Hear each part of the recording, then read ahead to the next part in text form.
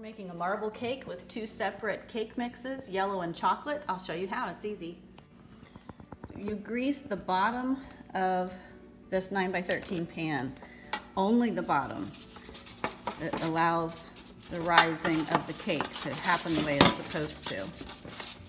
If you're using two smaller pans, you could go ahead and grease the sides, but for a 9x13, you're supposed to only grease the bottom. We're mixing each mix separately, starting with the yellow.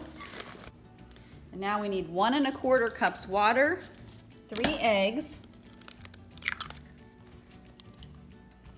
Now we're adding a 1/3 cup of butter. It doesn't have to be melted, but it does need to be soft.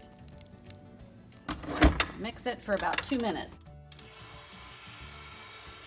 Sometimes you'll need to stir the edge to get the dry powder thoroughly mixed. Simply pour in the yellow batter. Then we'll mix the next box, which is chocolate, right into this same bowl. You don't need to mix it because it's cake mix. This is why we did the yellow mix first, is because mixing chocolate into this yellow cake mix bowl won't matter, but if you do chocolate first and then try to do your yellow mix, it'll darken your yellow mix. So again, don't bother cleaning the bowl, just add the chocolate mix next.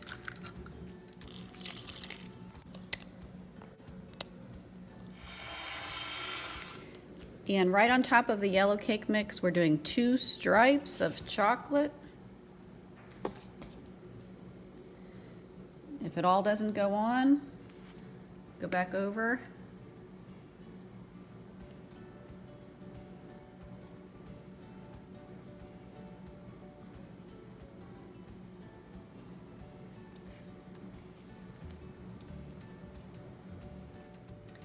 And then without touching the bottom,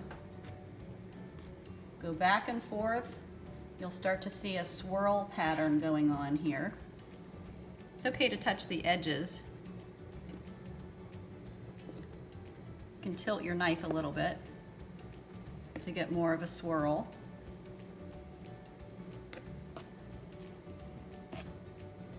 You're not trying to mix it, you're just trying to allow it to go down inside the yellow to make little pockets.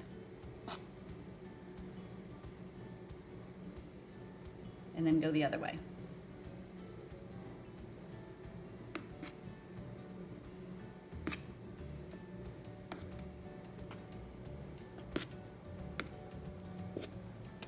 You can also alternate with yellow batter, then chocolate batter, then yellow batter, then chocolate batter, and you'll have more of a uniform mix through the whole thing. We just poured it all at once, and it'll still taste delicious. We'll put this in at 350.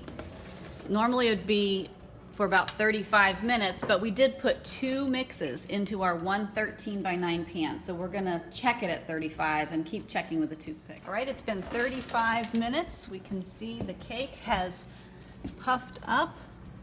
It might not quite be done yet. We've still got a little dough on there, or a batter, so we're gonna leave it in another, gently close the door so you don't make the cake fall. Leave it in another, we're gonna go 7 minutes. If the toothpick comes out clean, you know it's thoroughly baked, even in the center, but if it has batter showing up when you pull it out, you need to leave that cake in a little longer. All right, we've waited an additional 7 minutes. It looks like it is more solid in the middle now. We can see it's started to crack a little bit, and putting the toothpick in has perfect results. No batter on the toothpick. So we're cooling this on a wire rack for about 10 minutes. If you're gonna turn it upside down, place it on a plate, but we're gonna leave it in the pan, so it'll be cooling for quite a while. There you have a chocolate and vanilla cake.